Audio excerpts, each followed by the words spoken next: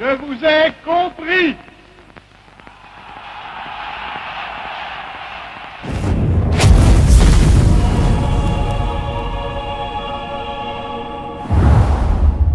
Bonjour et bienvenue sur la chaîne Héraclès TV, la chaîne qui analyse et décrypte l'actualité sous un point de vue historique. Aujourd'hui, un sujet à la fois passionnant et mystérieux, qui est vraiment Mohammed Ben Salman, alias MBS pour les intimes, le fameux prince saoudien. Qui est vraiment ce prince réformateur, ce prince à la fois controversé et visionnaire, celui qui a fait assassiner Khashoggi, celui qui a également donné le droit de conduire aux femmes en Arabie Saoudite, qui est ce personnage qui défraie la chronique dans un royaume plutôt pantouflard, plutôt tranquille, avec des vieux oligarques de 85 ans qui d'habitude font la danse, et là on a ce jeune monarque qui arrive. Et alors, pour mieux comprendre qui il est vraiment, eh bien on doit se replonger dans l'histoire de l'Arabie Saoudite et comprendre d'où viennent ces actions qui parfois peuvent nous étonner, nous choquer, mais qui souvent obéissent à une logique dans le temps long du royaume saoudien.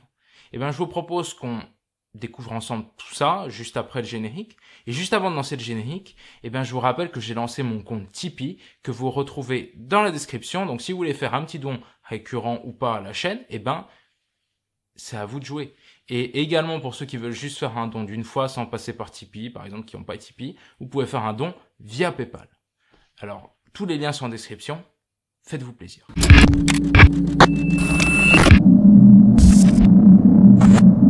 Nous allons nous intéresser à l'histoire de l'Arabie Saoudite depuis le XVIIIe siècle, étant donné que c'est à cette époque que la dynastie actuelle entreprend de créer le royaume.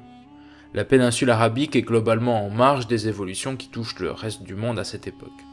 Ainsi, elle est sous la domination de l'Empire ottoman, gardien des lieux saints et de différentes tribus arabes. Un émir local, Mohammed Ben Saoud, s'allie à un mouvement religieux conservateur fondé par Mohammed Ben Abdel Wahhab.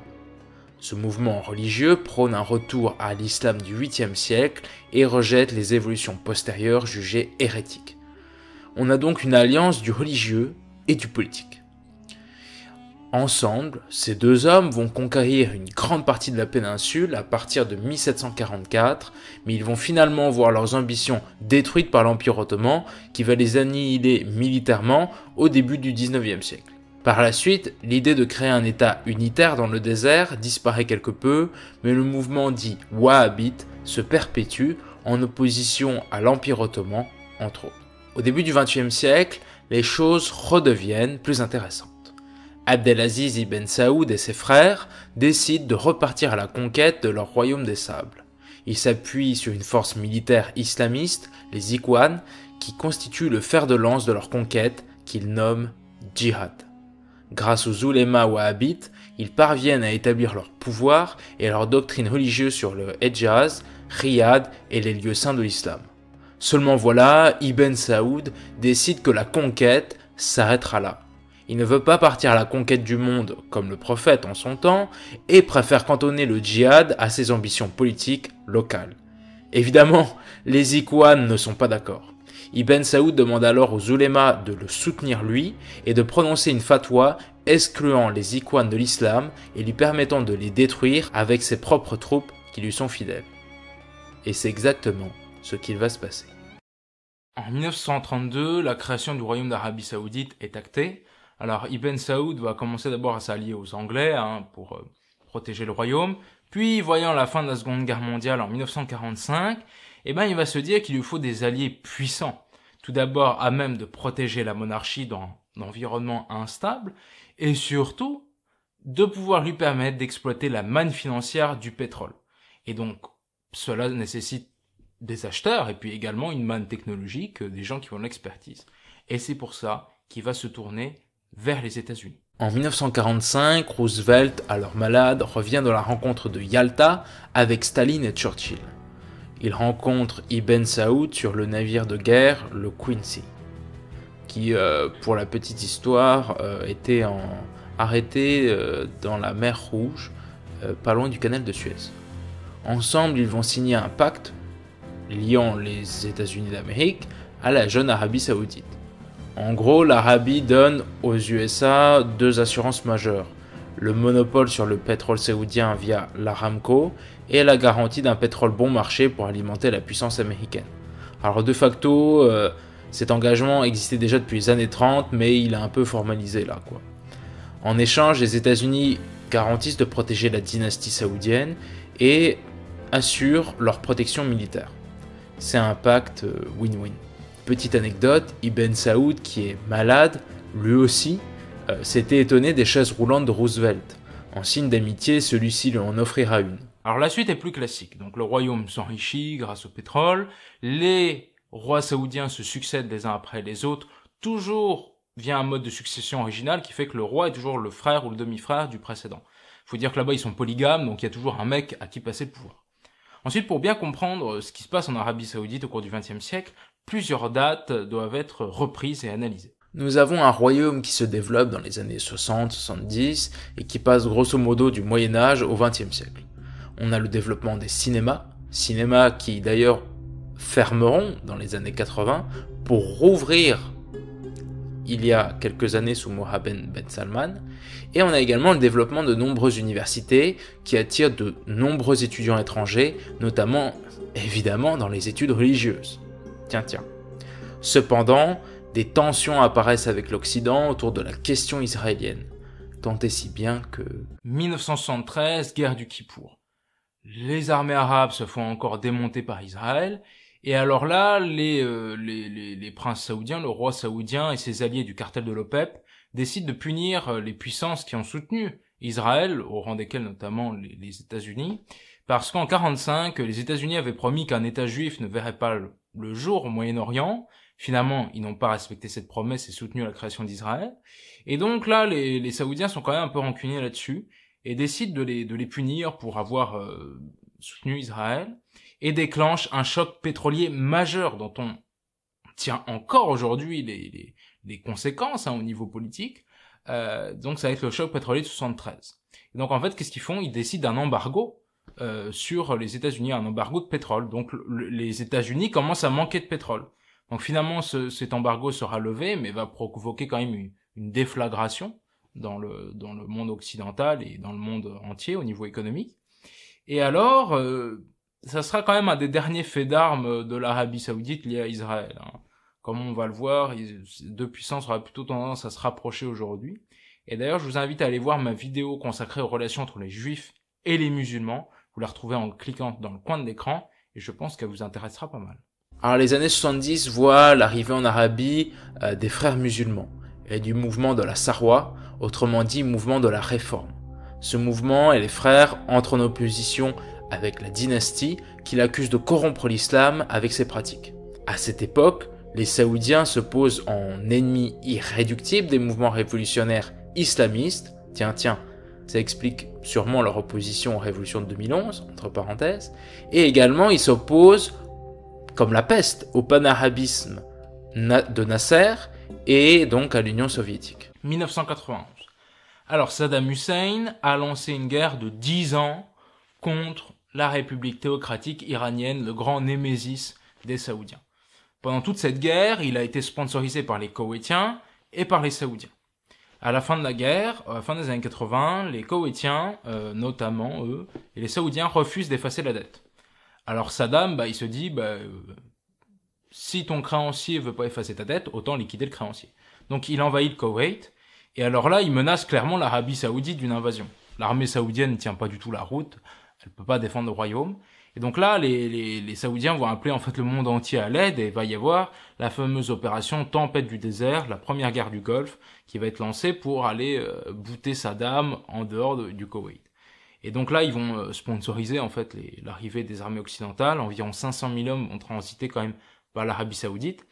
Et alors là, d'un côté, les Saoudiens sont contents parce que ça permet de repousser Saddam et le pays sur la monarchie. Mais d'un côté, ça réveille les oppositions à la monarchie qui l'accusent de corrompre l'islam et surtout de s'allier aux Occidentaux. Donc, voilà, c'est à double tranchant. Oula, allumons les warnings là. Les frères musulmans se font dégager du pays. Mais la monarchie reste en sueur car son système oligarchique est dans l'impossibilité de liquider tous les opposants potentiels.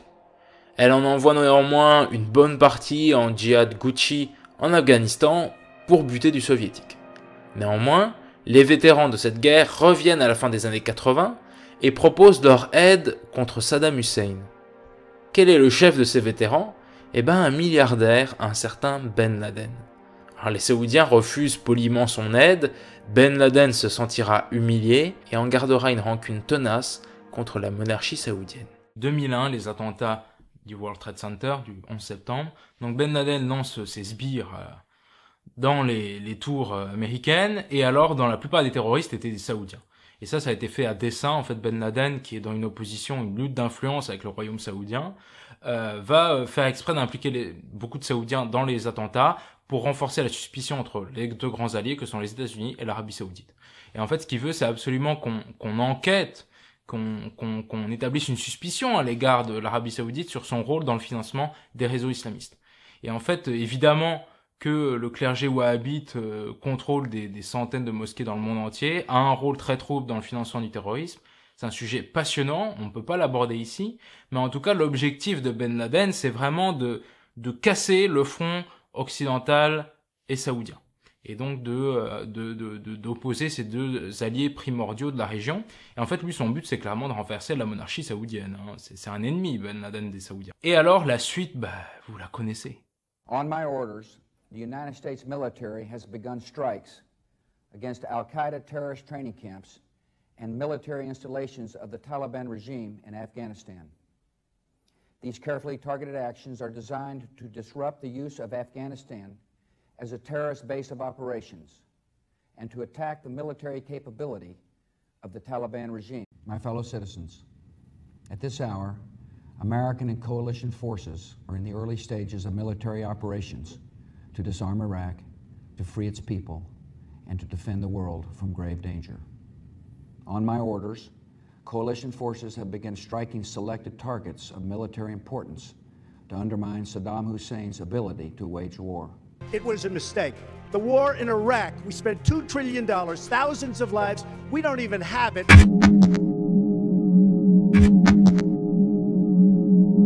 Petit bond dans le temps, en 2015. Les tensions avec l'Iran sont maintenant au centre des préoccupations saoudiennes. À Riyad, on s'inquiète du rapprochement entre les États-Unis et l'Iran, imposé sous Obama, et évidemment l'accord sur le nucléaire. Les choses ont changé. Maintenant, Riyad et Israël ont le même ennemi, et des rapprochements stratégiques sont dans toutes les têtes.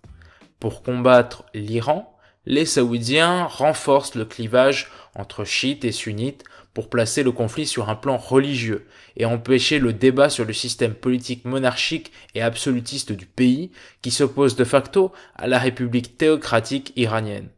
Les Iraniens de leur côté construisent un arc chiite autour de l'Arabie saoudite, un arc qui va transiter entre le Liban, la Syrie, l'Irak et le Yémen où ils disposent d'alliés militaires. C'est alors qu'en 2015, le roi Abdallah décède et est remplacé par son frère, le roi Salman, qui est un des derniers fils vivants du roi Ibn Saoud qui avait fondé le pays en 1932. Donc c'est un vieux gars, il a plus de 80 ans. Et alors lui, dès qu'il arrive, il va pousser son propre fils, donc Salman pousse son fils, un certain Mohammed Ben Salman. Il va le pousser au niveau politique, alors qu'il était auparavant un peu inconnu. Il va le nommer vice-premier ministre, ministre de la Défense, etc. Des rôles très importants. Alors ce Mohammed Ben Salman a toujours, il faut savoir, été conseiller de son père dans ses différents postes. Il a toujours eu des postes un peu importants, mais il n'a jamais été sur le devant de la scène. Et en fait, il s'avère que Mohammed Ben Salman, c'est le fils préféré de Salman, et qu'en fait, Salman en fait son prince héritier. Et ça rompt la tradition, comme je vous l'avais dit, de l'héritage entre frères. Et donc, en fait, ce Mohammed, il avait étudié, contrairement à la plupart de ses frères, il a étudié, lui, en Arabie Saoudite, et non pas au Royaume-Uni ou aux États-Unis. Et donc, il a étudié, en fait, le droit, donc en gros, la charia en Arabie Saoudite. Et donc, c'est quelqu'un qui était un peu anonyme, qui était jeune, 30 ans en 2015, aujourd'hui, 35, donc c'est quelqu'un de quand même très jeune par rapport aux vieux débris qui d'habitude gouvernent le pays. Et donc, c'est quelqu'un qui, à la fois, est né dans la tradition conservatrice du royaume saoudien, et à la fois quelqu'un qui, par sa jeunesse, sa compréhension du monde, permet et veut mettre en place une vision différente de ce qui a été fait. Et justement, quelle est la vision de Mohammed Ben Salman, cette vision qui remue en fait le monde aujourd'hui? Alors il faut savoir que MBS est un joueur invétéré de jeux vidéo. En tant que bon joueur de jeux vidéo, il connaît les challenges qu'il doit relever pour gagner la partie. D'abord, il veut ouvrir la société saoudienne afin de créer des emplois et libérer quelque part un peu la place des femmes et donc surtout occuper la jeunesse. Pourquoi cela ? Je vais vous lire les statistiques, ça sera plus simple. Le pays saoudien est très jeune. Sur 28 millions de Saoudiens, les 2 tiers ont moins de 30 ans. Plus de la moitié moins de 25 ans et près de 40% moins de 15 ans. Du fait d'un taux d'accroissement démographique de 2,1% qui conduit la population à doubler tous les 30 à 35 ans. Ce qui signifie que si ce taux se maintient, la population saoudienne pourrait atteindre les quelques 40 millions d'habitants en 2025. Quand même, c'est énorme. Et en fait, le risque, c'est que la situation des années 90 refasse son apparition, avec une jeunesse qui n'a pas de travail, qui va avoir tendance à se radicaliser, à s'opposer à la monarchie et au système sociétal en place. Et ça avait donné Ben Laden. Et donc, quelque part, est-ce que le royaume saoudien va à nouveau lancer une guerre pour sa survie contre une partie de sa population, comme il avait fait contre Al-Qaïda ? Eh ben, pas forcément. Et donc, c'est pour ça, d'ailleurs, on va le voir par la suite, qu'il veut lancer l'islam plus modéré. Également, le droit de conduite va être accordé aux femmes, de même que leur participation aux municipales, lors desquelles certaines d'entre elles vont être élues. Et donc en fait, ça, le but, c'est également de libérer la force productive des femmes et de leur permettre à terme de travailler. Et ça, c'est évident. Deuxièmement, renforcer le pouvoir monarchique vis-à-vis des oulémas.